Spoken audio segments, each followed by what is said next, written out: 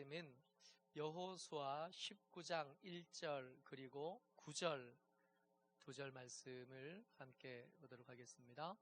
여호수아 19장 1절 그리고 9절 말씀을 같이 읽겠습니다. 같이 읽습니다. 시작. 둘째로 시므온 곧 시므온 자손의 지파를 위하여 그들의 가족대로 제비를 뽑았으니 그들의 기업은 유다 자손의 기업 중에 서라. 9절 시작. 시므온 자손의 이 기업은 유다 자손의 기업 중에서 취하였으니 이는 유다 자손의 분깃이 자기들에게 너무 많음으로 시므온 자손이 자기의 기업을 그들의 기업 중에서 받음이었더라. 아멘. 옆에 분들하고 인사합니다. 은혜와 지식에서 자라갑시다.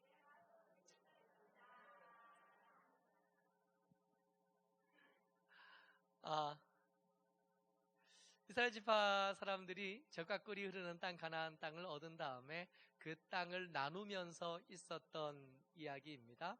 땅을 나누는 일이 두 번에 걸쳐서 일어나는데 처음에서는 길갈에서 5지파가 땅을 얻은 것이 확정되어지고 그리고 장소를 옮겨서 실로에서 회막을 짓고 그 회막에 모여서 남은 7지파들이 땅을 얻는 장면들이 나오는데 그 7지파가 그 그린 땅을 제비 뽑아 가지면서 두 번째 등장하는 지파가 베냐민 지파에 이어서 두 번째 등장하는 지파가 시므온 지파입니다.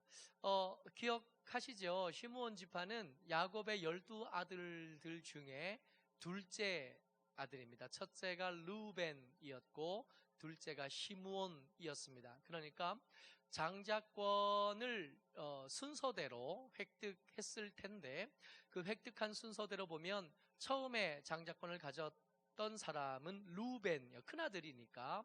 근데 그 장자의 권리를 야곱의 첩을 범하면서 르우벤은 뺏기고 맙니다. 그리고 이제 시므온인데 이 시므온이 땅을 나누어 가진 이야기를 우리가 우리 설교의 본문으로 읽었는데 조금 이상한 본문들이 등장을 하는 거예요. 같이 읽습니다. 시작. 그들의 기업은 유다 자손의 기업 중에서라. 뭐라고요? 시므온은 자기 땅을 자기가 스스로 가진 게 아니라 어떻게 가졌어요? 유다 지파가 가졌는데 유다 지파가 가진 것들 중에 일부를 이양받아서 가졌다는 겁니다. 좀 이상하지 않아요? 우리가 읽었던 말씀 1절에서는 유다 지파 중에서 땅을 얻었다 그러고 마는데 9절 말씀에서는 어떻게 나오냐면 유다 지파가 땅을 너무 많이 가졌기 때문에 유다 지파가 충분히 가질 수 없고 충분히 관리할 수 없어서 그 중에 일부를 떼어서 시므온 지파에게 주었다라고 말씀하고 계시는 거예요. 뿐만 아니라 이 시므온 지파에 대한 광야 생활들을 이렇게 단적으로 살펴보면 민수기를 통해서 이스라엘 백성들의 계수하는 장면이 나옵니다. 이스라엘 지파들대로 두 번에 걸쳐서 몇 명이나 되는지, 칼을 빼고 전쟁에 나설 수 있는 사람이 몇 명이나 되는지, 군사의 양이 얼마나 되는지를 숫자를 세는데 첫 번째 숫자를 센 때가 언제냐 하면 시내산에 출발할 때, 시내산에서 하나님의 율법을 계명을 받고 성막을 다 짓고 그리고 이제 출발해서 땅을 가지러 이제 전쟁하러 올라갈 때 숫자를 세는데 그때 시므온 지파 숫자가 몇 명이었냐면 같이요. 시작. 시므온 지파에서 계수된 자는 59,300명이었더라. 우리가 전체 숫자를 알잖아요. 정확한 숫자는 잘 모르지만 그 12지파 중에 레위 지파는 안 셌으니까 빼고 11지파의 순서, 11지파도 요셉 지파는 둘이 됐으니까 레위 지파를 빼도 12지파예요. 그 12지파의 숫자를 셌을 때 총수가 몇 명이었냐 하면 우리가 흔히 알고 있는 것처럼 60만 명 가량이었다는 것을 우리가 압니다. 그죠? 이스라엘 백성들의 숫자가 칼을 뺄 수 있을 만한, 전쟁에 나갈 수 있을 만한 사람들의 숫자가 몇 명이었냐 하면 60만 명 중에 12분의 1로 나누었을 때 12분의 1로 나왔을 때 60만을 12분의 1로 나누면 얼마가 되죠? 고3? 5만? 지금 시므온 지파가 몇 명이라고요? 5만 9,300명. 그러면 평균보다는 많은 거. 됐나요? 그러니까 이스라엘 백성들이 출애굽에서 나와서 시내 광야에서 1년 보내고 시내 산 밑에서 1년을 보내고 1년 뒤에 출발한대. 둘째 날, 둘째 해에 있었던 일이니까 출발하면서 숫자를 셌는데 그때 59,300명이었으니까 평균보다 훨씬 많은 군사를 소유하고 있던 시므온 지파가 두 번째 숫자를 셌대. 두 번째 숫자를 셀 때 두 번째 숫자를 언제 세냐 하면 발람이 발락의 초청을 받아서 저주하고 그 저주하려고 하는 시도가 무산되고 난 다음에 이방 여자들로 말미암아 우상 섬기는 것과 우상의 음식을 먹은 것 때문에 하나님께서 진노하셔서 그들에게 연병을 베푸시고 그때 많은 사람이 죽고 난 다음에 숫자를 다시 셉니다. 시기적으로 따지면 가나안 요단강을 건너기 직전에 모세가 죽기 직전에 숫자를 다시 세는데 그 숫자가 몇 명이었냐면 같이요 시작. 이는 시므온 종족들이니 계수된 자가 22,200명이었더라. 처음에 몇 명이었어요? 기억하셔요? 처음에 59,300명. 지금 40년 지나서 40년 아니지 38년 지났습니다. 38년 지난 다음에 숫자를 다시 셌는데 몇 명이 됐다고요? 22,200명. 반쪽이 안 되는 거예요. 중국이 힘이 있잖아요. 중국이 미국이 가지고 있던 이 국제를 세계를 움직이는 힘을 빼앗아오고 싶어서 지금 무역 전쟁하는 중이잖아요. 그 사이에 우리가 새우등 터진 듯이 고생하고 있는 거거든요. 중국이 그렇게 미국과 다툴 수 있는 기반 중에 제일 큰 자원이 뭐죠? 인간탱이가 너무 많아.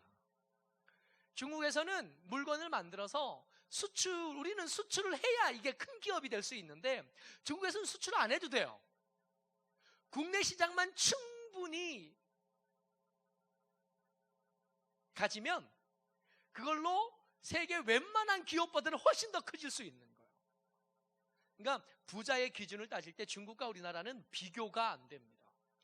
중국의 예수 믿는 사람들 숫자가 정말 비율로는 얼마 안 돼. 1%도 안 되는데 그 1%가 우리 인구보다 많은 거 아세요? 비교가 안 돼요. 비교가. 중국에 예수 믿는 사람들은 얼마 안 계셔요. 비율로 따지면 진짜 1%가 안 되는데 그 1%만 해도 우리 인구보다 많은 거예요.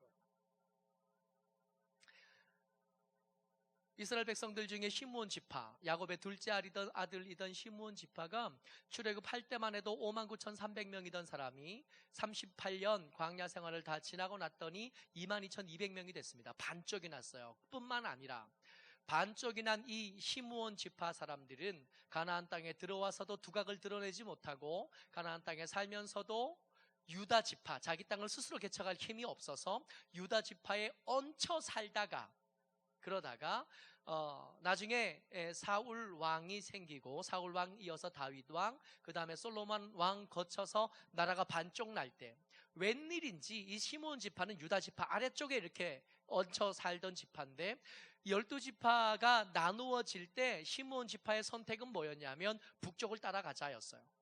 유다 지파에 얹혀 살던 사람들이 유다 지파에 얹혀 살았으니까 유다 지파를 중심해서 거기에 이렇게 붙어 있을 법도 한데 그렇게 하지 않고 그 시므온 지파는 북쪽으로 따라 올라갔다가 그 뒤로 역사 속에서 사라집니다. 나중에 한번 찾아보실 기회가 있으면 찾아보셔도 좋은데 열왕기 상 이후 지나서 열왕기 하에는 시므온 지파 이야기가 한 번도 나오지 않아요. 지파가 없어져 버립니다. 이제 무슨 일이 있었을까요? 다들 복받고 다들 새로운 기회를 얻은 것에 고무돼서 열심히 싸워가고 그에게 허락되어진 것을 막 쟁취하고 있을 때 그 가운데서 목소리가 점점 줄어들고 힘이 없어지고 심지어는 그렇게 없어져 버린 이 시므온 지파에게 도대체 무슨 일이 있었을까요? 이 시므온 지파가 왜 이렇게 됐는지를 가늠하기 위해서 야곱이 죽기 전에 자기 아들들 축복하는 장면들을 좀 살펴보면 힌트를 얻을 수가 있는데, 야곱이 죽기 전에 자기 12 아들들 불러다가 그를 축복하면서 말할 때 시므온과 레위는 한꺼번에 묶어서 이야기합니다. 르우벤 이야기 따로 하고 시므온과 레위 이야기를 묶어서 같이 해요. 같이 읽어봅니다. 시작. 시므온과 레위는 형제요, 그들의 칼은 폭력의 도구라. 뭐라고요? 지금 야곱이 유언하는 중입니다. 유언하면서 복을 빌고 있는 중인데, 유독 시므온과 레위는 한 묶음으로 묶어서 그들의 칼은 폭력의 도구가 된 거예요. 여러분, 칼은 자기 몸을 지킬 수 있는 방어의 수단도 되고, 하나님의 명령을 수행할 수 있는 은혜의 도구도 되고, 그리고 음식을 만드는 도구도 될 수 있는데, 이 시므온과 레위의 칼은 어떤 도구였어요? 폭력의 도구가 되었다는 겁니다. 사건의 배경이 있는데 49장 6절이요. 창세기 시작. 내호나 그들의 모의에 상관하지 말지어다. 내 영광아 그들의 집회에 참여하지 말지어다. 틀림없이 창세기 49장은 야곱이 그 아들들을 축복하는 장인데, 축복 같지 않은 말들을 야곱이 전하는 겁니다. 내호나 그들의 모의에 상관하지 말지어다. 내 영광아 그들의 집회에 참여하지 말지어다. 왜 이렇게까지 말하고 있는가 하면, 같이요. 시작. 그들이 그들의 분노대로 사람을 죽이고 그들의 혈기대로 소의 발목 힘줄을 끊었음이로다. 뭐 했다고요? 분노한 것들이 이끄는 대로 사람을 죽였고, 혈기가 왕성할 때 그 왕성한 혈기가 따르는 대로 소의 발목 힘줄을 끊었더니, 야곱이 그것을 기억하고 있다가 죽을 때 유언하면서 그를 저주하는 겁니다. 여러분들 잘 들으셔야 돼요. 특별히 더 젊은 친구들, 앞으로 살 날이 더 많다 느껴지는 형제들은 더 주의하여 이 말씀을 듣고 마음에 새기셔야 합니다. 생각나는 대로 되는 것은 축복이 아닙니다. 계획대로 되는 것도 축복이 아니고, 마음에 드는 생각대로 버럭 하는 것은 하나님의 인도하심도 아니고 하나님의 복 주실 수 있는 비결 따위가 되지 못합니다. 시므온과 레위가 하나님의 복에서, 하나님의 은혜에서 떨어져 나가는데, 그때 그들이 그렇게 떨어져 나간 이유가 뭐냐면 분노대로 사람을 죽였다. 죽일 만한 이유가 없었냐고요? 있었죠. 죽일 만한 이유가 얼마든지 있었습니다. 야곱이 라반의 집에서 돌아오다가 그 형을 만나는 그 위험한 순간을 넘기고 난 다음에 세겜 옆에 가서 삽니다. 그 옆에 살다가 그 세겜 땅에 있는 하몰의 아들, 족장 하몰의 아들 세겜에게 그 딸 디나가 강간당하는 사건이 있어요. 동생이 강간당했다고요. 동생이 강간당했으면 그 오라비가 기회가 없어서 그렇지, 기회만 있으면 찾아가서 복수할 만하지 않아요? 눈에는 눈이고 이에는 이잖아요. 근데 이때 이렇게 가족의 위험이 닥치고 가족의 비극이 일어났는데, 야곱이 가장으로서 좀 제 역할을 감당하고 그랬으면 좋았을 텐데 그렇게 하지 않는 거예요.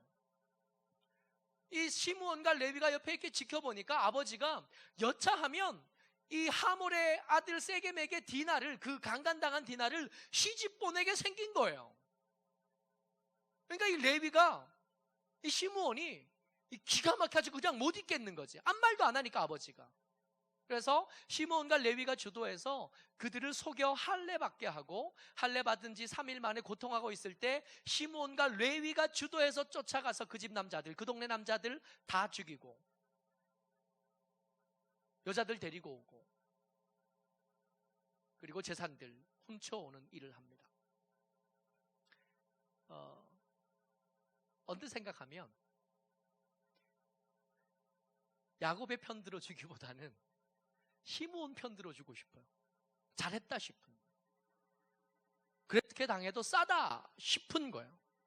근데 하나님께서 야곱을 통해서 말씀하실 때 그 분노대로 사람을 죽인 것은 죄였고요, 그 혈기대로 소의 발목을 끄는 것은 죄가 되었다고 평가하시고 야곱은 죽기 전에 시몬과 레위에게 그렇게 예언합니다. 계속이요. 시작.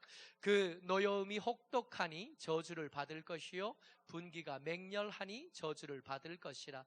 내가 그들을 야곱 중에서 나누며 이스라엘 중에서 흩으리로다.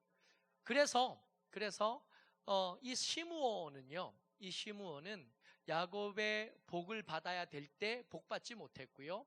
그리고 모세에게도, 이 모세가 죽기 직전에 자기가 죽을 때를 가까운 걸 알거든요. 그래서 가나안 땅 건너기 전에 모세가 느고산 가서 죽을 건데, 그 죽기 전에 12지파를 축복할 때 시므온 지파의 이름은 뺍니다. 시므온 지파를 향한 축복은 없었어요. 그렇게 그 지파는 약한 지파가 되고, 그렇게 그 지파는 역사 속에서 사라지게 되는 거예요. 그러면 여기서 우리가 의문이 되는 거, 납득이 되지 않는 거, 지금 야곱이 이 폭력의 도구가 되었던 이 시므온과 레위에게 말씀할 이야기와 축복할 때 그 축복의 이야기가 뭐였냐면, 시므온과 레위는 형제요 그랬잖아요. 그러니까 시므온은 그 저주 받은 대로 그렇게 당한 것 같아요. 레위는요, 레위를 향해서 하나님 뭐라 그러시냐면, 시므온은 기업을 못 받았어요. 아니, 기업을 제대로 얻을 능력이 없어서 유다에게 얹혀서 이렇게 기업을 얻어서 이렇게 누렸는데, 레위는 그렇지 않습니다. 같이 시작. 레위 사람은 너희 중에 분깃이 없나니 여호와의 제사장 직분이 그들에게 기업이 됨이며, 언뜻 읽으면 기업이 없다, 자세히 읽으면 없다 정도가 아니잖아요. 이걸 기업이 어떻게 없다 그래요. 그리고 이 가나안 12지파들이, 이스라엘 12지파들이 땅을 나누어 가질 때 레위 지파가 그들의 땅 가운데서 레위 지파의 땅으로 나누어 받은 것이 48성읍입니다. 성읍 숫자만 봤을 때는 오히려 더 많은 듯도 해요. 인구에 비해서 지나치게 감당할 수 없을 만큼 더 많은 땅, 더 풍성한 땅을 나누어 받은 것처럼 보입니다. 아니, 똑같이 잘못했잖아요. 폭력의 도구로 쓰임받은 것은 시므온과 레위가 똑같이 그랬고, 저주를 받을 때도 둘 다 똑같이 저주를 받았는데, 나중에 결과를 펼쳐보니까 시므온은 그 저주를 다 당했고 레위는 피해간 것 같은 거예요. 피해갔을 뿐만 아니라 하나님을 섬기는, 여호와를 섬기는 특별한 은혜요 기회까지 얻은 것처럼 보인다는 겁니다. 무슨 일이 있었을까요? 무슨 일이 있었냐 하면, 시므온과 레위가 야곱에게 400년 전에 그렇게 저주당할 때, 그러고 시간이 400년 지나서 출애굽한 다음에 모세가 이스라엘 백성들과 함께 시내산 도착해서 시내산에서 하나님의 계명을 받으러 모세는 시내산 위로 올라가잖아요. 40일쯤 지나요. 40일쯤 지나는데 밑에서 이 사람들이 기다리다가 생각해보니까 알겠는 거예요. 뭘 알겠어요? 그 위에 물 없어요. 그 산 위에 양식 없어요. 80노인이 그늘도 없는 산 꼭대기에, 지금 시내산에 혹시 가게 되시면 가서 보시면 아시겠지만 거기 나무 한 그루 없어요. 정말로 돌산 제일 꼭대기입니다. 샘 물론 없어요. 그 샘 위에 불이 붙어가지고 사람들은 겁이 나서 그 산에서 점점점 떨어져 있어야 될 때, 그 불 붙는 산 위에 올라간 사람이 하루 지나도 안 내려옵니다. 이틀 지나도 안 내려오고 열흘 지나도 안 내려오는 거예요. 죽었구나. 이 사람이 죽었으면, 모세가 죽었으면 이제 우리는 누가 인도해 주나. 아론에게 가서 물었더니 몇 번 대답을 회피하고 몇 번 거절하더니, 그러면 너희 귀고리를 좀 빼가지고 와봐라. 그러더니 만들어 준 거예요. 뭐요? 금송아지 만들어준. 그 금송아지 만들어 준 데다가 열심히 예배했죠. 사람 잡아서 예배드리고 피 뿌려서 예배드리고, 그렇게 있는 것을 하나님께서 산에서 모세와 둘이 계시다가 알라차리신 겁니다. 저 백성들 내가 다 죽이고 너로부터 다시 시작하겠다 그러더니 모세가 안 됩니다. 주변 민족들이 하나님을 향하여 능력 없다고 얼마나 수군거릴 텐데 그거 어떡하시려고 그럽니까? 모세가 하나님 만들어주신 돌판 2개 가지고 내려와서 보니까 기가 막히잖아요. 그 기가 막힌 장면을 보면서 돌판 2개를 던집니다. 던져놓고 그 금송아지를 부숴서 그것을 불에 태워서 재를 만들어서 물에 타서 백성들에게 다 마시게 해요. 다 먹게 한 다음에 진 문에 이렇게 서서 초청합니다. 하나님의 편 사람 여기로 와라. 그랬더니 누가 제일 먼저 달려오냐 하면 아론이 제일 먼저 달려오고, 그 주변에 아론이 그 아들들, 그 딸들, 아니 그 아들들, 그 친척들을 데리고 쫓아와요. 레위 지파가 쫓아오는데 이 레위 지파에게 모세가 뭐라 그러냐면 너희들 칼 들어라. 칼 들고 진을 이쪽 저쪽 왔다 갔다 하면서 만나는 사람들마다 다 죽여라. 그래서 그렇게 해요. 왔다 갔다 하면서 만나는 사람들을 다 죽이고 돌아오고 나서 그 만난 사람들을 다 죽인 그들에게 하나님께서 하신 말씀이 이거예요. 같이 읽습니다. 시작. 모세가 이르되 각 사람이 자기의 아들과 자기의 형제를 쳤으니 오늘 여호와께 헌신하게 되었느니라. 그가 오늘 너희에게 복을 내리시리라. 저는 이 말씀을 설교하기가 불편합니다. 왜냐하면 이게 회개인 거고 이 회개를 하나님께서 받으셨다고 말을 해야 되는데, 여러분 이 송아지 만들 때 제일 주도적인 역할을 했던 사람이 누구라고요? 아론이요. 아론 무슨 지파예요? 레위 지파예요. 그 레위 지파 사람들을 불러다가 사람을 죽였는데 누굴 죽였어요? 말씀 보세요. 자기 아들 죽였어요. 자기 형제 죽였어요. 그걸 회개로 받으신 거예요. 누가? 하나님. 여러분 만약에 이렇게 회개해야 용서받는다 그러면 여러분 하겠어요? 그냥 죽겠어요? 그냥 죽어야죠. 아들 죽여서 내가 산다 그러면 아들을 죽이고 내가 살아요? 내가 죽고 아들 살려야 되는 거 아니에요? 양심이 있다면 형제를 죽이고 내가 사는 게 마땅해요? 내가 죽고 형제 살려야 되는 거 아니에요? 하나님께서 회개로 받으신 이 회개는 사실은 회개답지 못합니다. 이게 어떻게 회개가 돼요? 지들이 주도해서 지들이 범죄하게 만들어 놓고는 살 길이 생기니까 그 팀에 제일 먼저 달려와서 같이 죄 짓던 사람을 죽여놓고 자기는 살아요. 이게 어떻게 말이 돼요? 이게 어떻게 말이 돼요? 근데 이 말씀을 통해서 지금 나누려고 하는 게 회개입니다. 여러분들과 제가 주일 아침에 예배 드릴 때마다 회개하면서 예배를 시작해요. 그러면 우리가 하는 그 회개는 이들이 하는 회개보다 좀 나은가요? 우리의 회개가 진실하기 때문에, 우리의 회개가 성실하기 때문에, 우리의 회개가 회개답기 때문에 용서받는 건가요? 이들이 지금 회개받는 모습을 보면서 마음에 울분이 생기고 이들이 회개하고 그 회개한 것이 하나님께서 용납해서 받아주셨어요. 하나님께서 아멘 하셨습니다. 이게 너희들이 하나님 앞에 헌신한 게 되었고 하나님이 오늘 너희에게 복을 내리셔서 시므온처럼 이전에 지었던 죄의 짐을 짊어지지 않아도 내가 내게 만들게.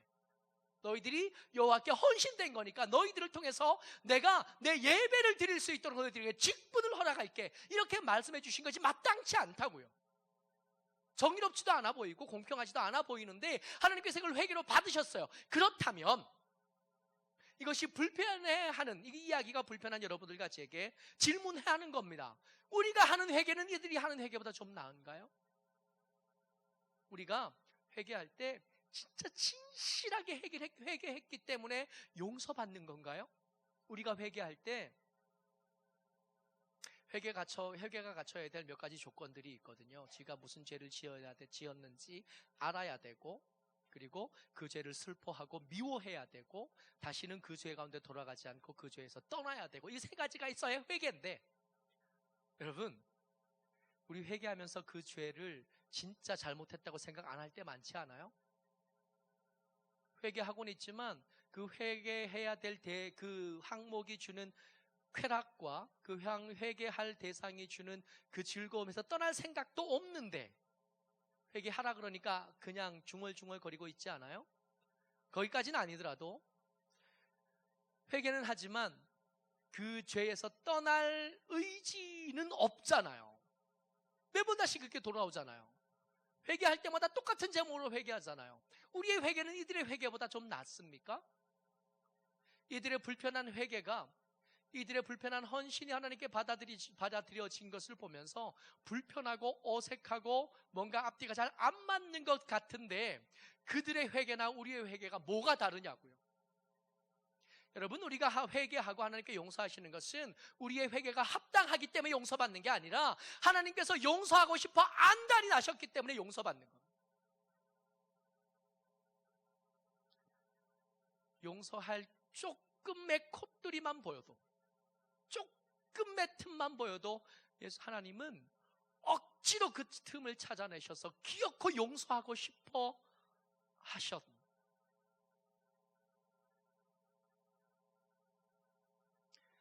우리의 회개가 성실하지 않을 것을 하나님이 아시죠. 지금 저 인간 지금 잘못했다고 펑펑 울어봐도 3일만 지나면 원래하고 똑같이 살 걸 아시죠. 그런데도 그 회개를 받아주십니다. 저거 지가 무슨 죄를 지은지를 나 알아? 여러분, 탕자가 돌아왔잖아요. 왜 돌아왔죠? 자기의 죄가 끔찍하고 자기의 죄가 얼마나 말도 안 되는 죄였는지를 심각하게 묵상해 본 다음에 돌아왔나요? 배고프고 서러워서. 자기 아버지 집 하인은 이런 돼지 쥐염염의 아이가 아니고 그냥 그 사람이 먹는 음식을 마음껏 먹고 일하는데, 지금 자기는 돼지밥도 제대로, 그것도 제대로 못 뺏어 먹은 게 서러워서 그래서 돌아온 거 아니에요? 근데 돌아왔는데 다 오지도 않았는데 아버지가 미리 알고 찾아와 주셔서 받아준 거 아니에요? 우리의 회개가 다 그렇게 함량 부족해, 다 모자란 거 아닙니까? 이들을 욕할 주제가 우리에게는 못 되는 거예요. 이 레위 지파가 하나님께 헌신되었다 한 말을 들으면서 불편할 주제가 우리는 안 되는 거예요. 아합이 엘리야를 통해서 하나님의 징계와 저주를 이야기를 듣고 제 위에 앉아서 회개합니다. 근데 하나님께서 그게 너무 기분 좋으셔가지고, 봤냐? 봤어? 내가 쟤 용서할 거다 그러시는 거예요. 시므온이 왜 그렇게 역사 속에서 사라지고 자꾸 쪼그라들고 없어졌냐고요? 이것조차도 안 한 거. 회개하는 흉내조차도 내지 않고, 회개하는 척도 하지 않은 거예요. 우리가 회개를 열심히 완벽하게 잘 해냈기 때문에 용서받는 게 아니라 하나님께서 어떻게든 우리의 회개를 받고 싶어 하시는, 그 관계를 회복하고 싶어 하시는 하나님의 적극적인 움직임이 계셨으니까 용서받는 거지, 우리가 회개를 잘해서 용서받는 게 아닌 겁니다. 덮어두신 거예요. 예수님의 십자가에서 그 모자란 것들 다 갚으실 생각을 하시고 덮어두시고 가려두셨는 건데, 시므온 지파는 그것조차도 없었던 거예요. 죄를 가볍게 생각하고 청산할 생각하지 않고 덮어둘 생각만 한 겁니다. 똥 싸서 방쪽 한쪽 구석에 똥 싸놓고는 보기 싫으니까 신문지로 덮어놨어요. 그나마 신문지가 냄새가 크니까 좀 괜찮겠지 싶었나요? 그렇게 덮어두고는 점점 썩어가고 점점 망해져가는. 죄는 결코 가볍지 않습니다. 말씀 같이 읽어요. 시작. 죄의 싹은 사망이요 하나님의 은사는 그리스도 예수 우리 주 안에 있는 영생이니라. 목조록 좋아 여러분들, 주의 은혜 가운데 죄의 무서운 줄 알고 사시기를 주의 이름으로 축복합니다. 죄 무서운 줄 기억하셔야 돼요. 죄가 얼마나 무서운지. 여러분, 절대로 그냥 없어지지 않습니다. 절대로 그냥 덮어두고 잊어버리면 마치 없는 일처럼 되어질 거라고 그렇게 착각하지 마세요. 그렇지 않아요. 흉내라도 내셔야 돼요. 그 죄를 슬퍼하고 그 죄를 미워하는 흉내라도 하셔야 돼요. 흉내라도 내고 그 은혜 가운데 머물려고 몸부림이라도 치셔야 돼요. 그렇게 한다고 해서 충분히 회개도 안 되겠으나 그렇게 하는 것만 가지고도 하나님께서 기뻐 받아주시겠다고 말씀하시는 거예요. 모쪼록 저와 여러분들이 주의 은혜 가운데서 말씀을 듣고 나누는 중에 마음에 감동이 생겨서 묻어두었던, 이거는 시간이 많이 지났으니까 덮어두었던 것 굳이 다 끄집어내세요. 굳이 다 끄집어내서 하나하나 청산해 가세요. 그렇게 주의 은혜 가운데 깨끗해져 가시고 그렇게 주의 은혜 가운데 거룩해져 가는 저와 여러분 되시기를 주의 이름으로 축복합니다. 이 시간을 같이 한번 기도했으면 좋겠습니다. 우리가 회개하면 용서해 주신다고 말씀하시는데 그나마도 하지 않으려고 하는 완고함이 우리 가운데 있습니다. 하나님, 이 완고함을 불쌍히 여겨 주시옵소서. 하나님, 용서하여 주시옵소서. 하나님, 죄를 더 이상 즐거워하지 않게 도와주시고 슬퍼할 줄 알고 그 죄에서 떠날 힘과 용기를 우리에게 더하여 달라고 우리 주여하고 같이 기도합니다. 주여!